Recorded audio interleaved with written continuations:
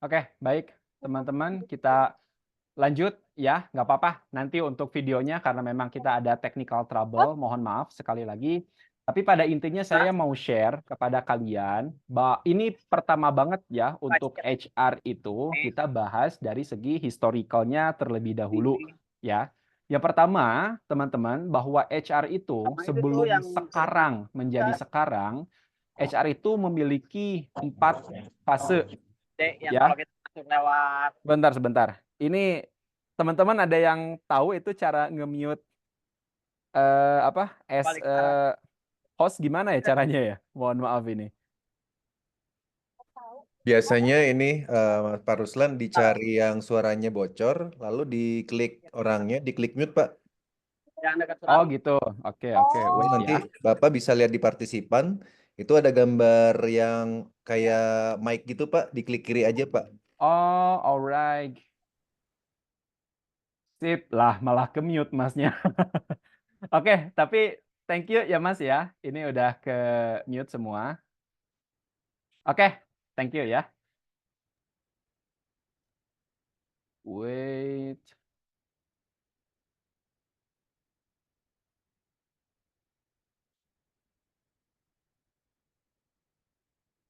Oke guys, I'm so sorry. Ini baru pertama kali saya mengadakan Zoom meeting dan ini pertama kali juga saya sebagai host. Jadi mohon maaf ya kalau agak kikuk. So far saya ngucapin terima kasih kepada teman-teman semua yang udah ngasih tahu. Saya ulangi lagi ya teman-teman. Hari ini kita akan share tentang basic HR dan ini adalah case pertama bahwa HR itu ada fasenya sebelum HR menjadi seperti saat ini. Yang pertama, teman-teman, ini yang sudah saya share di grup sebelumnya, bahwa yang pertama kali HR itu berfungsi sebagai personnel administration atau hanya sebagai administrasi kepersonaliaan saja. Dan ini terjadi di masa revolusi industri 1.0. Nah, teman-teman ada yang tahu nggak 1.0 itu fase industri apa? Jadi ini industri kurang lebih pertama kali ya sekitar abad 17 sampai 18 atau sekitar tahun 1600 atau tahun 1800 sampai 1960-an. Ini adalah fase-fase ketika mesin uap mulai memenuhi industri di hampir seluruh dunia. Jadi untuk pabrikan atau manufaktur itu semuanya menggunakan mesin uap. Itu di industri 1.0. Lalu untuk industri 2.0 itu sudah mulai menggunakan listrik, 3.0 itu mulai komputerisasi dan 4.0 itu mulai digitalisasi ya, dan ini pertama kali untuk 1.0 sekitar di tahun 1900 sampai 1960. Dan ini HRD ya dulunya atau HR dulu fungsinya hanya sebagai administrasi kepersonaliaan saja, ngurusin payroll, sedikit tentang learning and development. Jadi hanya singkat banget apa yang dikerjakan oleh HR. Sifatnya hanya administratif atau di atas kertas saja. Yang kedua, fase yang kedua, ini ada HR management. Dan pada fase yang kedua ini, HR mulai dianggap bagian dari strategi bisnis. Ini ada di medio atau di tahun 1960 sampai 1990. Ini terjadi ketika pasca perang. Jadi ketika perang dunia selesai, itu penelitian mulai menggeliat teman-teman hampir di seluruh dunia, terutama di Eropa dan Amerika. Salah satu yang kena adalah HR lewat Bapak Manajemen ya, Frederick Winslow Taylor kalau nggak salah ya. Teman-teman juga tahu kalau yang kuliah manajemen itu pasti belajar dan tahu yang namanya Taylor. Dia juga meneliti aspek human resource gitu. Nah, dari sanalah HR berkembang sangat pesat dan HR pun dianggap mulai bagian dari strategi bisnis, bahwa kemajuan organisasi atau kemajuan perusahaan itu ditentukan oleh manusianya. Disinilah mulai dikenal human capital atau eranya HC ya.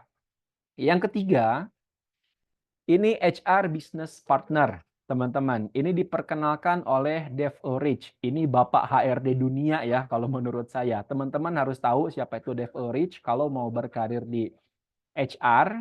Nah, di fase ini teman-teman, pegawai itu mulai dilihat sebagai aset bisnis utama. Jadi nggak cuma capital sebagai modal aja yang bisa membawa kemajuan perusahaan, Tapi di sini adalah man is capital, artinya sebagai kunci utamanya manusia. Dalam salah satu bukunya, Dave Ulrich memperkenalkan HR business partner dalam buku HR Champion. Ya, teman-teman, jadi HR itu mulai merambah ke sektor leadership, mulai merambah kepada stakeholder di perusahaan. Entah itu stakeholder internal seperti karyawan, direktur, chief, dan stakeholder eksternal, yaitu mitra-mitra dan juga customer dan juga investor. Itu juga ada dalam cakupan HR. Jadi HR skupnya luas banget dalam skup HR business partner atau HRBP ini. Yang terakhir teman-teman, atau pada saat ini ada digital dan data driven HR. Ya, kuncinya adalah employee experience dan employee branding. Ini menjadi fokus utama HR saat ini. Jadi HR tidak hanya mendukung bisnis seperti di poin 3 dan poin 2, tapi juga lebih kepada improvement, creating bahkan improvement juga budaya perusahaan. Dan ini mulai dikenal pada tahun 2010 sampai sekarang ya, atau saat ini. Dan ini berkembang ketika era digital sudah semakin tak terbendung. Apalagi sekarang era AI. Semua betul-betul by data and by digital leading. Nah, teman-teman, saya memberikan kepada kalian semua ini ada 2 sumbu ya. Jadi pekerjaan tadi di fase pertama bahwa HR itu sebagai administrasi kepersonaliaan sampai kepada digital driven, bukan berarti di fase terakhir ini pekerjaan HR hilang. Enggak, tapi kerjaannya malah nambah. Ini kita lihat di fase pertama ya. Personel administrasi ada sampai fase keempat. Pada fase kedua, itu HR manajemen ada sampai ke sekarang, sampai saat ini di fase keempat. Begitupun di fase ketiga, ini HRBP-nya ada sekarang. Jadi kebayang tuh dari dulu sampai sekarang kerjaan HR tuh nambah terus. Dan yang terakhir ini ada digital and data driven. Ini dimulai ketika fase ketiga selesai ya, dan kita mulai masuk ke fase 4 tadi tahun 2010. Dan digital and data driven ini yang terbaru ya, atau era HR terbaru. Teman-teman mungkin di perusahaannya atau nanti ketika masuk bergabung dengan perusahaan dikenalkan dengan HRIS atau Human Resource Information System. That's digital basic. Dan data driven. Jadi semuanya tentang people analytic itu dikenalkan, HR analytic dikenalkan. Itu bagaimana seorang HR mengambil keputusan nanti berdasarkan data. Oke, jadi ini adalah fase-fase tentang HR. Teman-teman, saya nabeng eksis dulu sebentar ya. Jadi warga sekalian, saya memperkenalkan diri dulu. Nama saya Ruslan Hidayat. Saya lahir di Bandung 30 tahun lalu. Dan 7 tahun lalu ini pertama kalinya saya berkarir di HR pada sebuah perusahaan Imani ya, dan sekarang diamanahi tugas sebagai Head of People di Halim Quran, salah satu perusahaan penerbit dan distribusi jutaan Al-Quran di seluruh dunia. Apalagi sekarang bulan Ramadan ya, kita lagi hektik-hektiknya karena penjualan alhamdulillah kita luar biasa di tahun ini. Tahun 2022 saya mendapatkan sertifikasi Certified Human Resource Management Manager, ya Certified Human Resource Manager dari BNSP tahun 2022, dan ini beasiswa ya, lulus sebagai peserta termuda pada saat itu di usia 27 tahun. Nah, saat ini teman-teman, sebagai rasa syukur saya ingin berbagi ilmu dan pengalaman mengenai HR kepada kalian semua dengan sebaik mungkin, dengan seoptimal mungkin, dengan segala kekurangannya tentunya ya. Oke, selain kelas HR Basic, saya juga punya komunitas pre-career mentorship, teman-teman. Grupnya kurang lebih sudah ada 250 anggota. Di sana kita belajar bagaimana tentang creating CV yang menarik ya dan baik, lalu yang CV yang benar. Lalu kita juga ada jadwal untuk simulasi interview. Ada jadwal simulasi interview, lalu kita juga ada tips and trick soal melamar kerja. Semuanya itu dari POV HR. ya. Jadi kita semuanya ngebahas dari POV HR.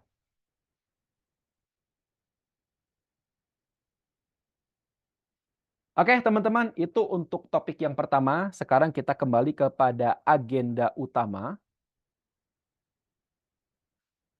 Sekarang kita ke agenda yang kedua, yaitu to the point 4 elements HRM basic.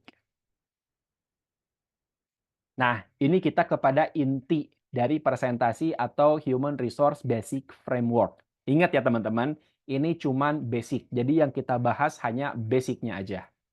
Apa aja sih sebetulnya HRD itu atau HR itu. Tapi teman-teman, sebelum kita lanjut ke materi, sebetulnya banyak sekali loh model HR basic ini. Yang pertama yang mau saya bahas adalah dari negara maju dulu. Jadi dari negara maju itu teman-teman seperti Eropa, Amerika, ya, atau negara-negara tetangga kayak Singapura, itu melek intelektualnya tinggi. Jadi perkembangan HR itu mengikuti perkembangan riset dan jurnal ilmiah. Apakah itu nyampe ke Indonesia? Nyampe, tapi aplikasinya nggak semua perusahaan itu mengimplementasikan HR sesuai dengan perkembangan riset dan jurnal ilmiah. Ya, jadi hanya beberapa perusahaan aja mungkin di Indonesia yang menerapkan hal sesuai dengan perkembangan riset dan jurnal ilmiah. Di Indonesia dan beberapa negara berkembang lainnya, HR itu adalah departemen segala-galanya, guys. Bayangin, mungkin kalian udah nggak asing ngedenger kalimat atau departemen HRGA. HRGA dan legal. HRGA operasional dan lain sebagainya. Banyak banget. HR itu dicampur adukan. HR itu departemen segala-galanya, ya, banyak dicampur adukan dengan fungsi lain, bahkan dengan disiplin ilmu yang berbeda seperti hukum, ya, ada legal yang masuk ke HR. Ini jelas sebetulnya menambah load pekerjaan dan alangkah lebih baik itu dipisah, ya. Saya berharap semoga kedepannya HR di seluruh Indonesia atau perusahaan di seluruh Indonesia itu memisahkan fungsi HR tersendiri dengan fungsi yang lain. Semoga, ya. Teman-teman, saya mau bahas dulu ini HR basic model ala Eropa atau yang ada di Eropa. Ini saya ambil dari AI HR, ya, salah satu perusahaan konsultasi HR di Belanda, salah satu negara maju, ya. Ini tuh paling up to date, berlaku sampai sekarang, relevan, dan menjadi acuan di seluruh dunia sebetulnya untuk HR basic ini. Akan tetapi teman-teman, di Indonesia ada fungsi yang kurang. Ya, jadi 7 ini fungsinya kurang kalau ini berlaku di Indonesia. Agak aneh ya, ini riset dunia, tapi kalau kita masukkan ke Indonesia ini ada yang kurang. Sekali lagi, karena di Indonesia itu umum dicampur adukan, jadi ini nggak lengkap. Dan kita nggak bisa protes, guys. Semua kembali kepada aturan di perusahaannya masing-masing. HR basic ala Eropa ini yang pertama dimulai dari recruitment and selection, ya. Terus kepada performance management, learning and development, succession planning, compensation and benefit, HRIS masuk, dan yang terakhir HR data and analytics. Ini yang tadi saya katakan di akhir, ya, fase keempat, HR menjadi seorang data driven dan analitik. Ini sudah masuk ke sistem di AI HR S7 HR Management Basic. Lalu di Indonesia, teman-teman, di Indonesia itu saya ringkas menjadi 4. Katanya kurang, tapi saya ringkas menjadi 4. Dan ini sesuai dengan pengalaman saya di HR selama ini, ya, yang saya temukan hanya 4 hal saja ternyata yang ada di HR. Yang pertama, sama, itu ada recruitment and selection. Ini elemen paling menonjol di HR. Siapa sih yang nggak ingat pertama kali interview? Ya, dan tujuan dari elemen ini adalah find and fire, bukan ya? Find and hire, teman-teman.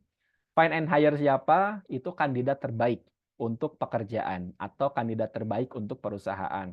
Prosesnya mulai dari iklan loker, screening, selecting, interviewing, offering, dan seterusnya sampai kepada job onboarding. Ini untuk HR basic yang pertama di Indonesia ya, recruitment and selection. Itu pasti masuk ke departemen HR.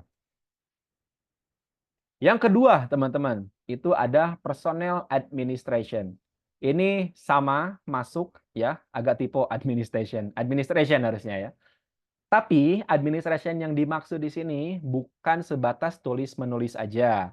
Tapi ini berkaitan dengan administrasi yang lebih luas seperti penggajian payroll, HR database, HRIS, KPI, job desk, job evaluation, dan lain sebagainya itu masuk ke dalam administrasi kepersonaliaan.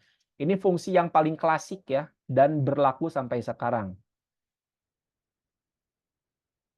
Yang ketiga, itu ada fungsi learning and development. Di mana-mana, hal ini merupakan bagian penting dan ini basic banget. Yang pasti ya, ini kita gibahin karyawan nih yang asalnya nggak becus ngapa-ngapain di tempat kerja, lalu tiba-tiba menjadi ahli di bidangnya. Semua berkat L&D. Dan dulu itu namanya TND, Training and Development. Tapi ada pergeseran paradigma karena learning itu dianggap memiliki arti yang lebih luas. Jadi kalau training itu sifatnya hanya teknikal aja teman-teman. Seperti kalian belajar Microsoft Excel itu di training.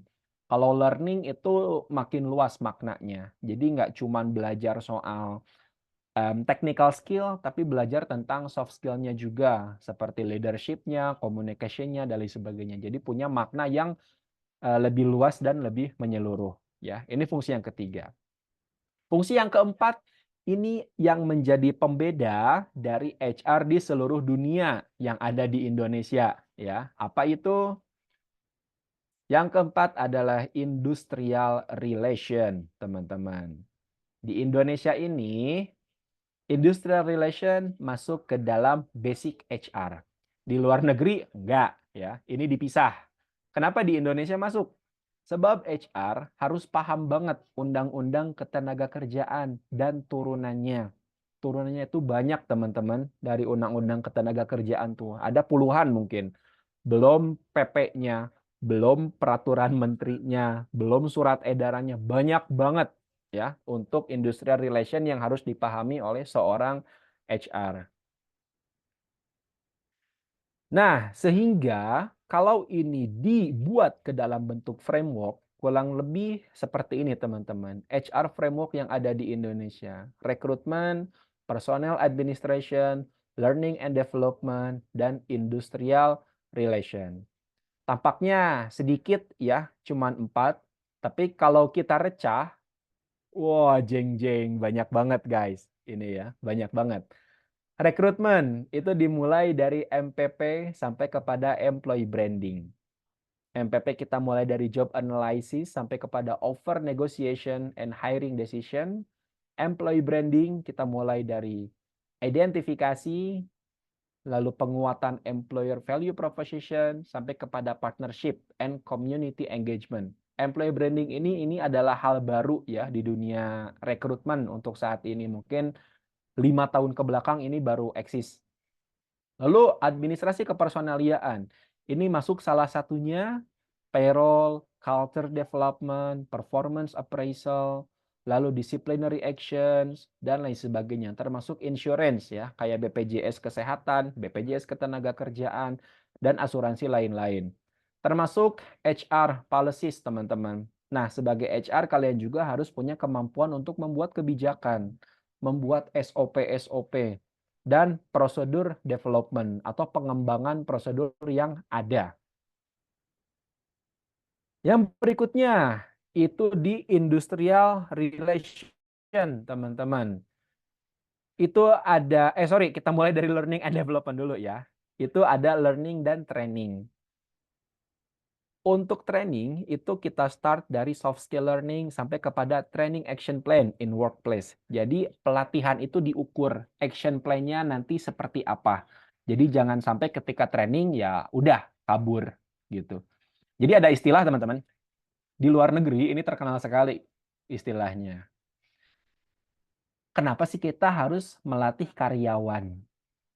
Karena setelah karyawan itu dilatih oleh perusahaan dan karyawan itu menjadi hebat atau menjadi ahli, maka dia akan mencari perusahaan lain dengan gaji yang lebih besar. Jadi sia-sia kalau kita melatih karyawan.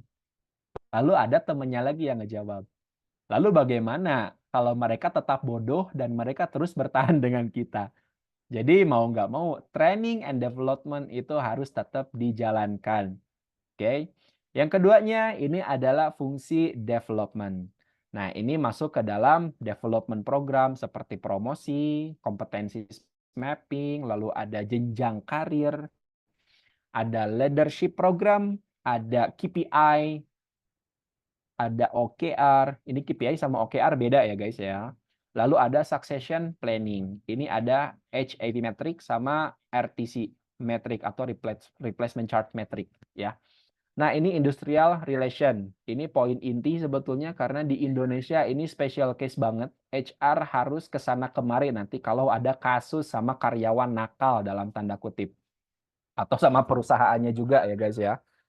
Yang pertama, ini dimulai dari employee contract untuk internal ya dan NDA atau non disclosure agreement. Jadi karyawan itu di pertama kali masuk itu harus kita jamin dia bisa menjaga rahasia perusahaan. Oke, lalu masuk kepada employee engagement sampai seterusnya ke CSR program. Itu masuk ke dalam industrial relation di internal. Lalu ada eksternal. Eksternalnya apa? Ini berkaitan dengan pihak luar. Yang pertama, ada kepatuhan undang-undang ketenagakerjaan. Karena ketika ada aturan ketenagakerjaan, misal Kementerian Ketenagakerjaan atau Disnaker itu nge-audit perusahaan kita, itu HR pasti yang diwawancaranya. Ya, dipersiapkan datanya dan lain sebagainya. Sampai kepada nanti perjanjian kerja bersama, teman-teman. Kalian berhubungan nanti dengan serikat pekerja atau serikat buruh, ya. Kalau teman-teman nanti keterima kerja di pabrik atau di manufaktur, pasti itu nanti berkaitan, teman-teman ya, dengan serikat pekerja atau serikat buruh. Lalu nanti ada LKS tripartit juga ketika joint session antara perusahaan dengan serikat buruh, itu namanya LKS tripartit, termasuk dengan pihak pemerintah juga. Lalu ada perselisihan industrial nanti. Saya dulu pernah merasakan ya sedikit sampai ke meja disnaker, bahkan hampir ke pengadilan ya dulu. Karena ada case antara perusahaan dengan karyawan ya, dan itu pengalaman yang luar biasa. Yang terakhir itu government audit, teman-teman. Nah, contoh ini untuk yang internal ada pelanggaran karyawan, kriminal dan fraud. Saya sering mendengar cerita dari teman-teman HR saya yang ada di komunitas bahwa mereka kadang menemukan karyawan yang nakal dalam tanda kutip, teman-teman. Nakalnya apa? Pernah bawa kabur uang konsumen, terus korupsi, selingkuh, dan lain sebagainya. Ada fraud lah dan lain sebagainya. Itu sampai merugikan perusahaan. Nah, itu siapa yang ngurusin? HR yang ngurusin, teman-teman. Jadi kebayang sehektik apa ketika kalian nanti bergabung di HR. Tapi jangan takut duluan ya, maksudnya. Ini nggak nakut-nakutin. Ketika sudah dijalani, ini ya insya Allah menyenangkan lah ya, teman-teman. Walaupun agak ngeganggu mental sedikit. Ini teman-teman yang saya share tentang 4 dari HR basic. Kita kembali ke agenda, teman-teman. Kita sudah membahas 2 ya, sekapur siri tentang HR. Tadi kita bahas tentang fase HR dari zaman ke zaman. Lalu 4 elemen HRM basic. Lalu ini ada tantangan HR di masa datang. Ya. Setelah tadi kita bicara 4 elemen dasar, ini bukan berarti selesai, tapi tetap ada tantangan HR di masa datang. Kenapa nggak saya tulis di masa depan? Karena kalau masa depan itu persepsinya jauh banget ya, kayak 10 tahun yang akan datang atau beberapa tahun yang akan datang. Maksud saya masa datang itu adalah besok. Waktunya deket banget. Dan ini menurut para pakar peneliti HR di luar negeri ya, seperti Dave Ulrich, ada Josh Bersin, ada banyak ya akademisi-akademisi dari Mut suaramu Harvard. saya nggak dengar orang ngomong. Oh ya, Mut sorry ya. suaramu saya nggak dengar orang ngomong. Wait.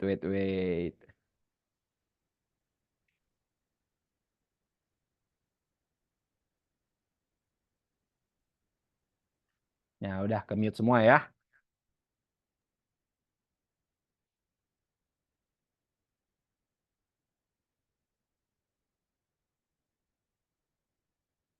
Oke, teman-teman, kita ulangi lagi. Ini tantangan HR di masa yang akan datang atau di besok kemungkinan ya. Ada dalam waktu dekat HR ini mengalami tantangan-tantangan yang dimungkinkan ini agak memberatkan. Apa aja tuh? Nah, untuk tantangannya itu kita bagi ke dalam 7 konteks, teman-teman. Ada konteks yang dinamakan STEPED ya. Ini Challenge of Future HR. STEPED ini adalah singkatan, teman-teman ya. Ini dikembangkan oleh beberapa akademisi dari Business Administration. Ini singkatan. S-nya apa? S-nya itu adalah sosiokultural. Ini tantangan yang pertama bagi seorang HR. Jadi ketika kalian ingin berkarir di HR, siapkan mental kalian, siapkan cara berpikir kalian untuk menghadapi tantangan ini. Yang pertama, ini ada generasi baru. Generasi baru artinya ada pola kerja baru. Dulu ketika kakek nenek kalian, termasuk kakek nenek kita, itu generasi baby boomer ya, atau generasi pasca perang, itu mungkin secara sosiokultural nasionalismenya tinggi, teman-teman. Lalu secara kedisiplinan luar biasa. Ya, turun ke generasi E, ke generasi Y, ke generasi Z, sampai ke generasi Alpha, itu kemungkinan ada hal yang berubah atau ada pola kerja baru. Contoh ke saya aja. Saya ini kan sebetulnya generasi terakhir milenial dan generasi awal Gen Z. Ya, pola kerjanya itu udah mulai agak semi hybrid. Itu lebih menyenangkan ya. Yang keduanya itu ada budaya hybrid dan remote work. Di Bali, teman-teman, itu ada kampung kayak kampung freelancer gitu, tapi dia kerjanya untuk perusahaan-perusahaan luar negeri dan dia digaji dengan dolar. Pekerjaannya itu hybrid banget. Ya, dan itu yang banyak diidam-idamkan oleh generasi baru sekarang, pola kerja seperti itu. Jadi nggak mau buat ngantor. Karena ngapain sih kita ngantor? Toh pekerjaan semuanya ada di laptop. Yang terpenting pekerjaan selesai. Nah, ini masalah sosiokultural. Ini yang harus bisa diselesaikan oleh seorang HR. Yang kedua, poin T, itu ada technological atau teknologi. Yang pertama, kita sekarang dihadapkan dengan AI, teman-teman. AI akan menggantikan banyak pekerjaan HR. Tapi bukan berarti AI ini adalah ancaman. Justru bagaimana kita sebagai HR bisa berkolaborasi dengan teknologi. Ya, mindsetnya begitu. Jangan mindsetnya, waduh AI, saya anti pakai AI, saya anti pakai ChatGPT, saya anti pakai DeepSeek dan lain sebagainya. No, bukan kayak gitu. Tapi bagaimana kita bisa memanfaatkan itu sebaik mungkin untuk memudahkan pekerjaan-pekerjaan kita. Yang kedua, ini HR analytic and data driven decision making. Jadi nggak ada lagi tuh HR atau karyawan atau bos yang memutuskan menggunakan insting atau perasaan. Nah, HR lah yang bisa mensupport data agar keputusan itu bisa diambil oleh stakeholder. Ini urusan teknologikal, urusan data ya, HR analytic. Lalu HR analytic atau people analytic itu ada beberapa data driven juga seperti ROI-nya, lalu seperti attrition rate, lalu ada banyak hal ya sepertinya yang dibahas di HR analytic. Tapi ini another point nanti kita bahas. Lalu untuk poin E itu ada economical, teman-teman. Tantangan sekarang kita dihadapkan dengan global and remote hiring. Ya, global. Jadi ya sekarang kan banyak perusahaan luar negeri ya yang menjadi idaman kaum muda-mudi sekarang, termasuk kita semua mungkin untuk bisa kabur aja dulu. Kenapa? Karena ini ada faktor ekonomi. Di luar negeri itu dianggap penghasilannya lebih layak, lalu seimbang dengan gaya hidup yang di sana, lalu seimbang juga dengan faktor-faktor lainnya sehingga itu dianggap cocok luar negeri ya. Jadi kebanyakan ini sempat viral juga kan beberapa hari lalu untuk tagline kabur aja dulu. Ini faktor terbesarnya adalah ekonomikal karena di Indonesia dianggap antara pemasukan dan pengeluaran itu nggak balance. Kita masuk ke P, poin P adalah poin political. Ini masuk ke dalam tantangan HR juga. Kenapa? Karena regulasi ketenagakerjaan tuh labil, teman-teman. Kenapa? Kita dari Undang-Undang Ketenagakerjaan ya tahun 2003 berubah ke Ciptaker. Ciptaker gejolaknya kan lumayan tinggi tuh, berubah lagi. Sekarang ada undang-undang yang terbaru kan, Perpu ya, untuk disahkan menjadi undang-undang itu udah belibet banget bahasanya tuh. Nah, HR harus paham sampai ke sana. Ini urusan politikal. Ini menjadi tantangan juga tuh bagi HR ya untuk saat ini. Lalu meningkatnya perselisihan hubungan industrial. Karena apa? Contohnya PHK. Kemarin Sritek PHK ribuan karyawan. Apakah masalah selesai? Enggak, teman-teman. Di antara ribuan karyawan itu pasti ada yang menggugat. Atau pasti ada yang ngadu. Atau pasti ada yang bekerja sama dengan serikat pekerja. Ini nggak cuma Sritek aja ya, tapi ada beberapa perusahaan lain juga yang melakukan PHK sampai pesangonnya ada yang nggak dibayar mungkin. Nah ini siapa yang ngurusin? HR teman-teman. That's political. Jadi meningkatnya perselisihan hubungan industrial itu menjadi tantangan juga buat HR di Indonesia. Yang kedua itu environmental teman-teman.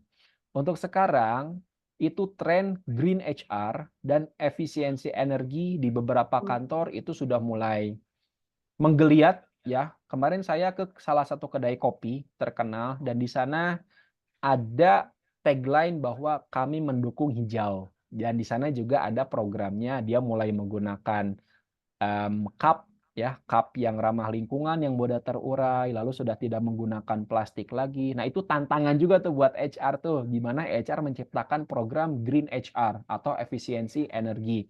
Apakah di kantornya mulai menggunakan panel surya kah atau apa, atau semisalkan kalau kerjanya 9 to 5 dari jam 5 itu semuanya listrik udah mati gitu kan. Ya itu terserah nanti HR membuat programnya seperti apa. Tapi itu tetap menjadi tantangan karena ini menjadi tren dunia. Yang kedua, kesadaran lingkungan itu menjadi daya tarik untuk saat ini lewat employee branding ya. Apalagi untuk Gen Z, kesadaran lingkungan itu menjadi hype ya buat saat ini atau tren green life gitu. Lalu yang terakhir yang D itu ada demografik teman-teman. Tantangan yang terakhir ya. Apa saja sih untuk tantangan di demografik ini? Yang pertama itu ada kesenjangan generasi. Ya, komunikasi deh. Komunikasi di kantor saya ada Gen X, ada milenial, ada Gen Z. Ada baby boomers juga. Nah, kesenjangan generasi ini ternyata luar biasa, teman-teman. Ya, jadi nggak semua orang bisa paham nih, terutama yang Gen X terhadap Gen Z, kadang kan ada gaya komunikasi yang berbeda gitu. Nah, salah satu dari mereka itu kadang nggak mau paham satu sama lain. Siapa yang ngeberesin itu? HR, teman-teman. Nah, kita harus berada di sisi yang netral gitu. Kita nggak boleh apa ya maksudnya? Nggak boleh untuk berpihak kepada salah satu. Kita harus menjadi penyeimbang, menjadi ritme penyeimbang di perusahaan. Lalu yang terakhir dari demografik ini itu ada DEI atau Diversity, Equity, and Inclusive. Ini menjadi tantangan juga karena sedang menjadi tren di dunia. Diversity itu berkaitan dengan sara, suku, agama, ras, dan antar golongan. Contoh, orang kulit hitam bekerja dengan orang kulit putih. Itu nggak boleh dibeda-bedain. Equity adalah kesetaraan. Contoh tadi ya, kalau di Amerika orang kulit putih sama orang kulit hitam itu sama-sama punya kesempatan yang sama buat promosi, buat menjadi CEO, buat memiliki kehidupan yang layak. That's equity. Dan inklusif itu lebih kepada penerimaan, teman-teman. Contoh, kita bekerja dengan rekan kita yang memiliki disabilitas gitu kan, itu inklusif. Jadi beragam. Tantangannya di Indonesia itu ada di poin diversity, teman-teman. Di Amerika atau di Eropa, diversity-nya udah masuk ke dalam tahap penerimaan untuk berbeda secara orientasi seks. Makanya di sana LGBT itu diterima. Ya, di Indonesia nggak bisa gitu. Itu bertentangan ya. Di Indonesia itu nggak bisa.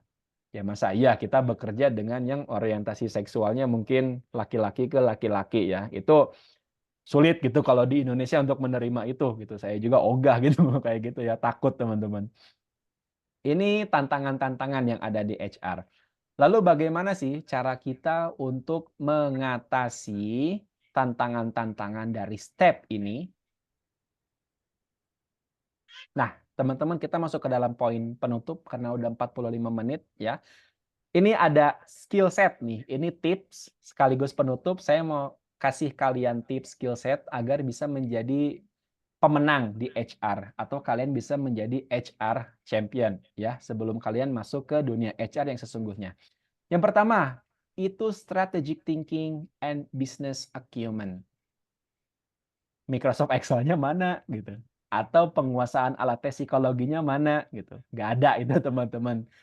Itu spesifik ya. Ini HR secara menyeluruh.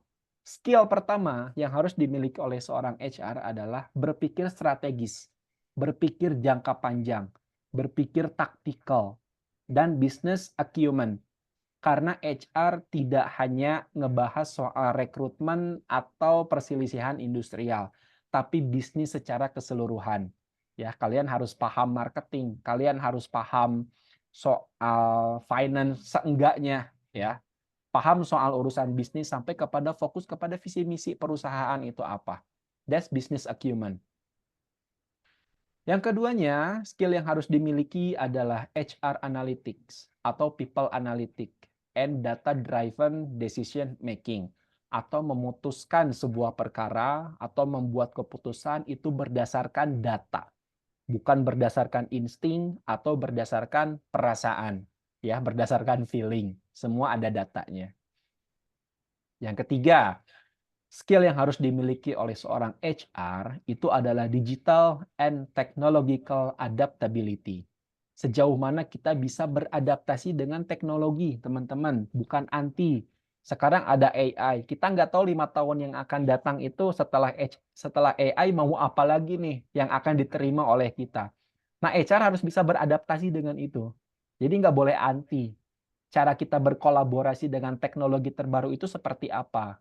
Agar lebih bisa memudahkan business acumen ini. Semuanya nyambung ya. Yang berikutnya, employer branding dan employee experience. Employer branding itu untuk menarik best kandidat agar mau bergabung dengan perusahaan kita. Employee experience itu mempertahankan best talent agar dia mau bertahan di perusahaan kita. Lalu yang berikutnya itu adalah industrial relation dan legal compliance. Ini nggak perlu saya jelaskan ya, kalian udah paham. Lalu ada people development and learning culture.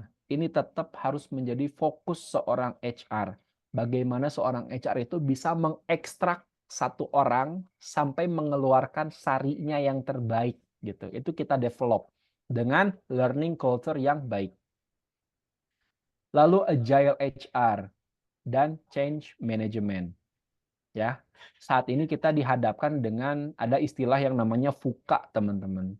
Volatility gitu. Volatility, uncertainty, ketidakpastian ya, complexity gitu dan ambiguity. Ya, dan itu seorang HR harus agile ya, harus tangkas menerima responnya itu harus satset gitu. Dan change management atau manajemen perubahan. Yang terakhir, servanthood, teman-teman. Seorang HR tuh nggak boleh baperan, ya. Dia harus punyai jiwa servis. Karena HR itu konsumennya adalah karyawan, direktur atau board, lalu customer perusahaan ya, customer eksternal, dan juga investor. Itu customer HR semuanya. Nah, kita harus punya jiwa servanthood, jiwa melayani.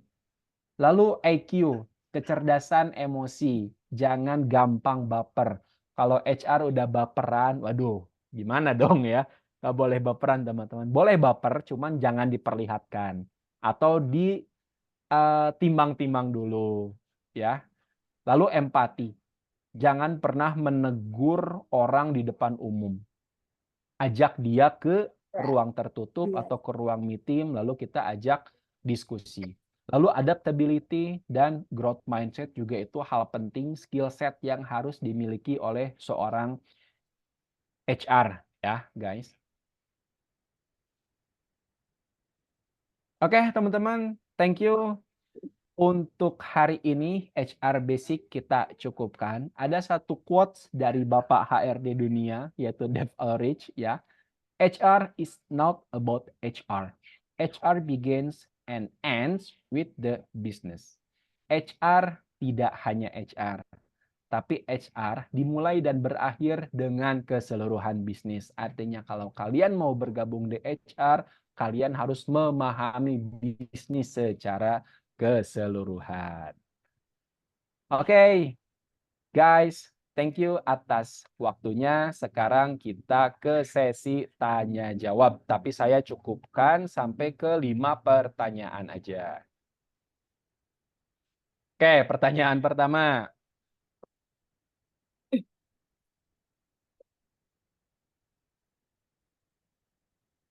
Ini saya mulai dari kolom chat dulu ya, teman-teman.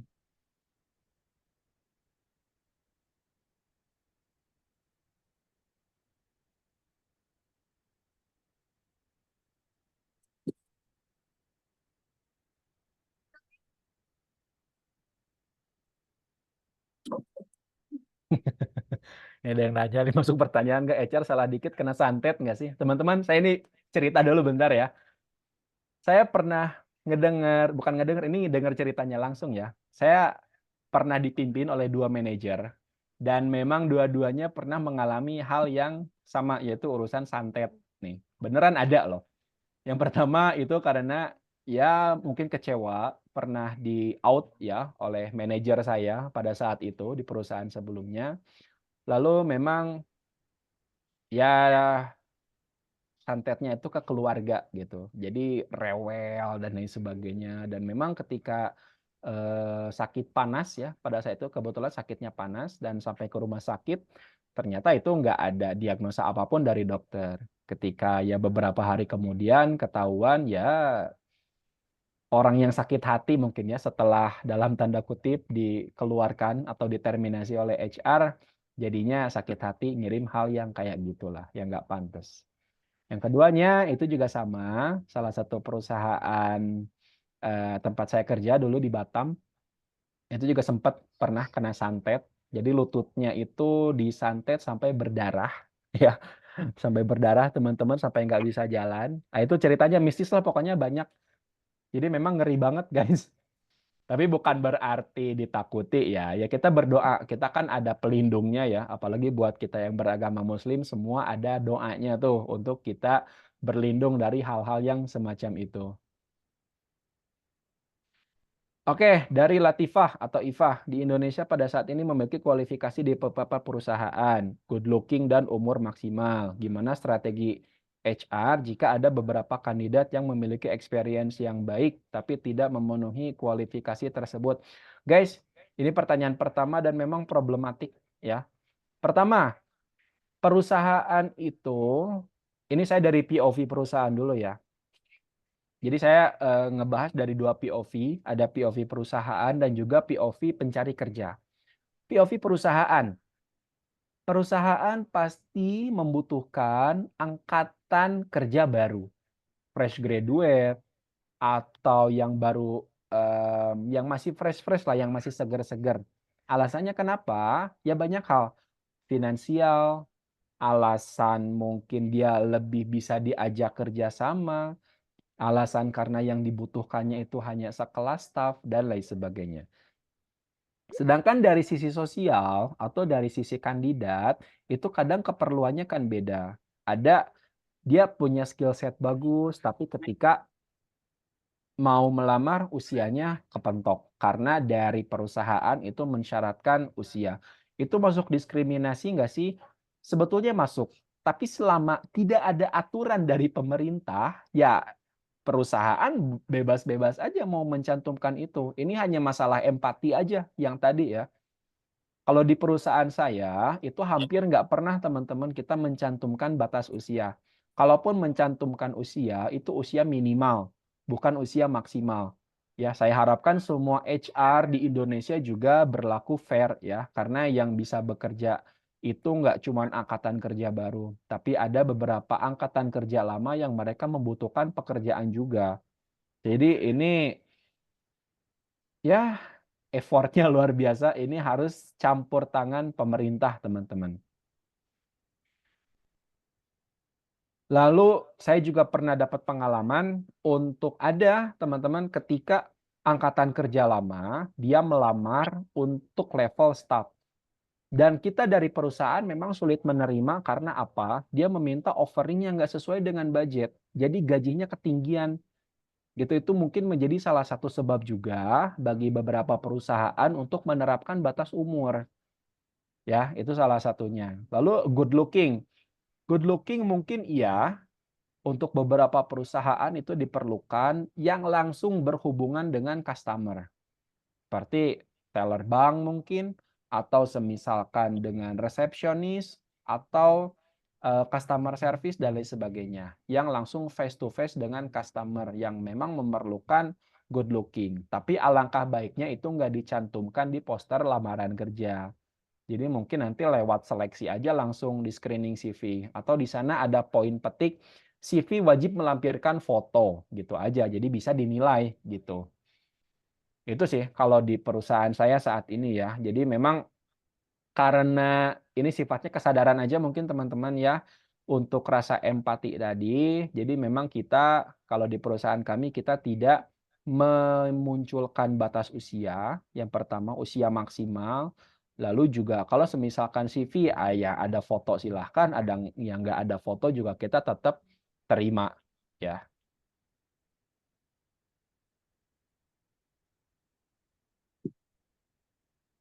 Oke, yang kedua dari Slamet Bagio. Apakah di setiap case HR akan dituntut selalu selaras atau dipaksa sependapat dengan direktur sebuah perusahaan, meskipun seringkali harus korban perasaan karena bertentangan dengan government rules atau juga norma masyarakat. Terkadang seolah HR akan jadi tumbal manajemen yang mungkin lagi susah cost flow atau bahkan pilot. Ya, itu salah satu challenge HR juga ya, teman-teman. Kenapa? Sebetulnya HR itu kan adalah bridge ya, jembatan antara karyawan dengan manajemen atau C-level. Apakah HR menjadi budak dari C-level dalam tanda kutip? No, gitu. Kita harus menerima juga POV dari karyawan seperti apa, sampaikan kepada mereka. Lalu kita juga harus punya bargaining position, teman-teman. Karena kita juga sebagai karyawan gitu.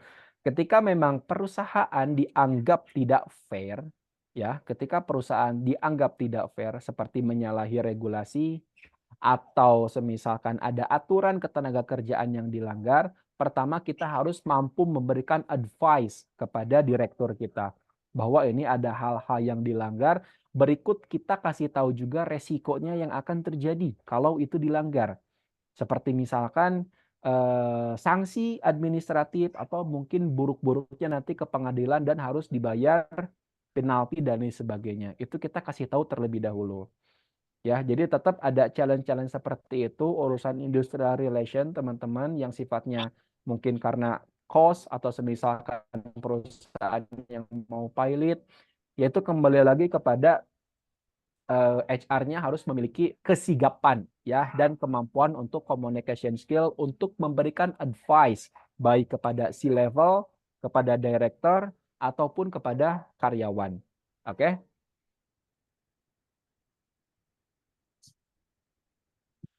Yang ketiga, ini dari Jundi Sujai. Selamat malam Pak, izin nanya untuk memulai karir HR, apakah rata-rata harus background pendidikan yang berkaitan seperti psikologi, manajemen, dan lain sebagainya?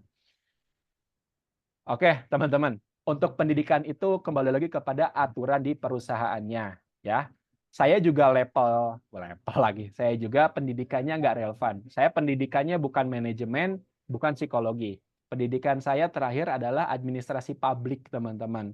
yang nyambungnya itu jadi ASN sebetulnya atau menjadi PNS. Tapi ya sekarang ya tugas saya di HR gitu. Tapi memang ada beberapa hal yang relevan. Kembali lagi ya teman-teman, kalau semisalkan pendidikannya tidak support, maka itu bisa disupport dengan hal yang lain, seperti training yang teman-teman jalani, atau semisalkan kursus yang teman-teman jalani, atau ada pengalaman magang atau PKL yang bisa dikorek-korek kaitannya dengan sumber daya manusia. Ini relevansinya apa gitu. Bisa menjadi hal kayak gitu. Tapi memang tantangannya itu di first career, teman-teman. First career itu sulit banget kalau semisalkan dari dari latar belakang pendidikannya itu nggak match. Saya juga awalnya dulu pertama karir saya bukan HR loh guys. Pertama karir itu saya admin. Itu cuma 3 bulan. Karena kebetulan di HR perusahaan saya dulu itu adalah lowong dan saya inisiatif mengajukan diri ke direkturnya. Pak, saya bisa mutasi nggak gitu. Saya punya ketertarikan minat di HR, lalu ngobrol lah bla bla bla dan lain sebagainya. Pada akhirnya ada internal rekrutmen, saya menjadi salah satu kandidat dan saya lolos untuk mutasi ke departemen HR. Jadi saya ada minat pertama ada minat dulu di situ dan ada kesempatan ya. Jadi saya langsung mengajukan mutasi dari departemen saya sebelumnya di marketing ya sebagai admin gitu kan, admin order untuk pindah ke HR. Itu tahun 2018.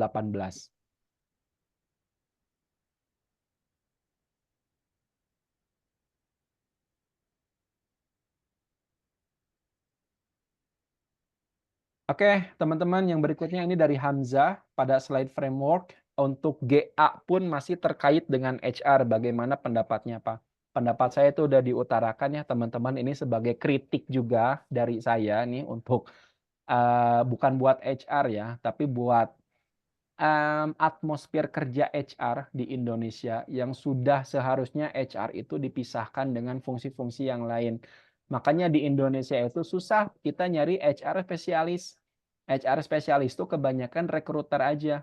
Nggak ada spesialis buat industrial relation. Jarang ya. Jarang banget tuh spesialis buat learning and development. Spesialis untuk kepersonaliaan. Spesialis KPI, spesialis apa itu susah banget di Indonesia. Karena apa? Kebanyakan generalis. Saking generalisnya itu GA diurusin, K3 diurusin, ya HSE diurusin gitu. Sampai kepada quality itu masuk loh ke HR. Contoh, misalkan saya bekerja di perusahaan produksi makanan. Itu sampai kepada kualitas makanan, perizinannya ya, ke BPOM, ke apa dan lain sebagainya, itu HR yang ngurusin. Itu di Indonesia ya, saking dicampur adukannya fungsi HR. Ya tapi kembali lagi gimana dong? Kita nggak bisa ngerubah gitu, susah. Harus ada campur tangan banyak pihak. Entah itu serikat kerja HR kalau ada ya, PMSM dan lain sebagainya mungkin bisa campur tangan di sana untuk memisahkan fungsi ini. Atau semisalkan ada organisasi lain seperti pemerintah atau dan lain sebagainya yang mungkin bisa berpartisipasi untuk memisahkan fungsi yang lain dari fungsi HR agar kinerja HR itu bisa maksimal di Indonesia. Ya, jadi kalau semisalkan saya setuju, ya jelas enggak, tapi mau gimana lagi gitu kan.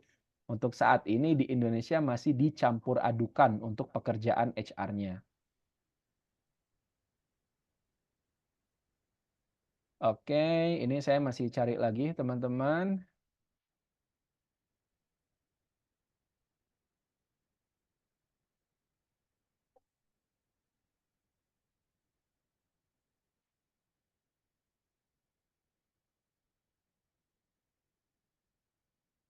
Pakem CV yang baik dan benar itu tidak ada karena penilaian CV amat sangat subjektif. Gimana menurut Mas Ruslan soal statement ini?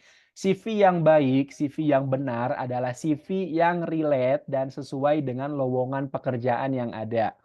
Ini saya udah mungkin puluhan ribu ya, udah pernah puluhan ribu ngesortir CV dan beberapa atau kebanyakan itu banyak yang nggak relate dengan lowongan yang diiklankan kualifikasinya.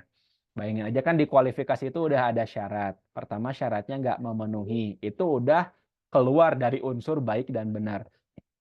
Jadi CV yang baik dan benar itu bukan CV yang punya desain bagus atau punya CV yang isinya beredel beberapa halaman gitu dengan portofolio yang keren. No. Tapi yang dinilai itu CV-nya relate atau enggak dengan perusahaan. Gitu ya, relate dengan lowongan pekerjaan atau enggak. Oke, teman-teman. Satu pertanyaan lagi.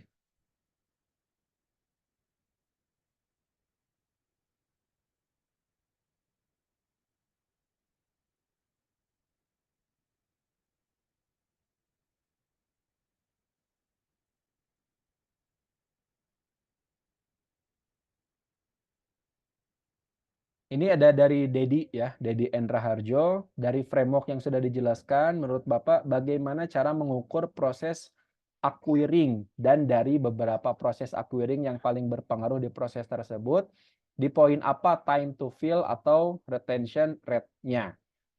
Ini terlalu kompleks ya untuk pertanyaannya. Acquire itu atau semisalkan pemenuhan ya, pemenuhan syarat mungkin dan lain sebagainya. Ini dalam konteks apa dulu nih Mas Dedi, bisa dijelasin nggak? Apa Mas Dedinya ada nggak? Mas Dedi Raharjonya ada nggak? On mic aja nggak apa-apa.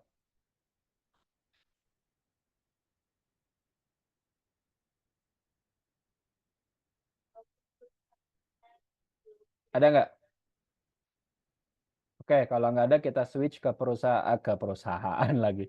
Ke pertanyaan lain, teman-teman ya. Ini ada dari Octavia. Aku mau tanya, aku baru lulus D3 Bahasa Inggris, experience-nya di hospitality, tapi baru punya experience magang di payroll 6 bulan.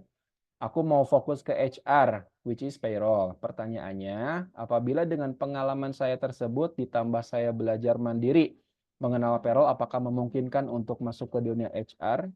Mengingat persaingan di dunia HR itu sangat tinggi dan ketat, apabila memungkinkan juga saran dan tips agar tetap growing up dalam proses. Teman-teman, jurusan apapun sebetulnya bisa relate dengan HR, ya. Sekali lagi, kalau semisalkan dari pendidikan tidak support, itu bisa disupport dengan hal lain, seperti kursus atau magang. Itu kamu dengan magang 6 bulan, saya rasa worth it. Asal ada portofolionya jelas. Ketika dituliskan di dalam portofolionya apa saja yang sudah pernah kamu kerjakan. Fokus kepada payroll spesialis. Misalkan kamu bisa nyusun struktur skala upah. Atau misalkan kamu pernah ikut kursusnya struktur skala upah, lalu pernah ikut tentang kursus tentang pay by day atau dan lain sebagainya, atau PPh 21 atau penentuan insentif, penentuan bonus dan lain sebagainya, itu kamu pernah ikuti dan ada sertifikatnya bukan oleh HR ketimbang latar belakang pendidikan sebetulnya. Jadi karena untuk kursus atau untuk magang itu kan sifatnya lebih praktis ya, yang dipelajarinya itu hal-hal yang sifatnya praktis. Jadi teman-teman itu bisa lebih pede, bisa lebih percaya diri ketika melamar ke perusahaan yang membuka lowongan sebagai HR. Oke, teman-teman, waktu kita sangat terbatas. Ini karena saya sudah janji ya akan memberikan sertifikat kepada teman-teman semua. Jadi untuk linknya saya isikan dulu di dalam kolom chat. Jadi silakan nanti teman-teman isi dulu ya untuk formulirnya. Di sana ada data diri, termasuk ada feedback juga untuk webinar ini, dan nanti untuk namanya akan saya jadikan data acuan untuk pembuatan sertifikat. Namun prosesnya mungkin nggak bisa cepat ya teman-teman. Yang pasti nanti kalian bisa menunggu sesuai dengan email atau nomor HP yang kalian kirim. Nanti insya Allah saya share lewat Japri ya teman-teman. Oke, itu aja mungkin teman-teman yang bisa saya share. Boleh bisa kita on cam dulu teman-teman agar kita bisa foto ya.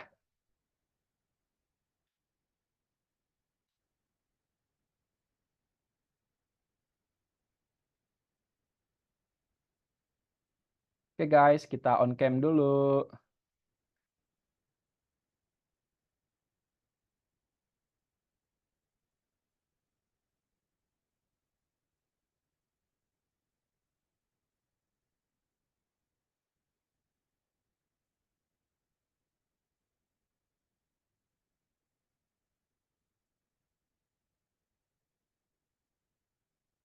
Wih.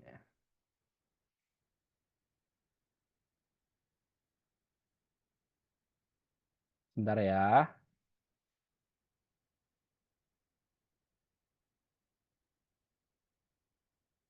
Oke. 1, 2, 3. Oke. Teman-teman, terima kasih untuk waktunya. Mohon maaf apabila ada kesalahan. Saya harapkan teman-teman bisa isi linknya dan memberikan masukan kepada saya agar ke depannya kegiatan ini bisa kita adakan lagi dengan topik-topik yang lebih up to date lagi tentang dunia HR, tentang topik-topik yang bisa lebih relate lagi dengan minat karir kalian. Saya harapkan juga nanti kalian bisa kasih review. Ya, saya sangat mengharapkan kritik dan masukan dari teman-teman untuk kegiatan ini. Dan nanti insya Allah kita bertemu di topik-topik berikutnya. Bagi teman-teman, grup untuk di WhatsApp itu saya gunakan untuk media komunikasi kita. Entah itu untuk diskusi atau sebatas penyebaran informasi agenda kegiatan berikutnya. Terima kasih teman-teman atas waktunya. Selamat menjalankan ibadah puasa. Mohon maaf atas segala kesalahan. Saya tutup. Billahi taufiq wal hidayah. Assalamualaikum warahmatullahi wabarakatuh. Waalaikumsalam. Waalaikumsalam warahmatullahi wabarakatuh. Terima kasih, Pak. Terima Pak. kasih, Pak Ruslan. Terima kasih.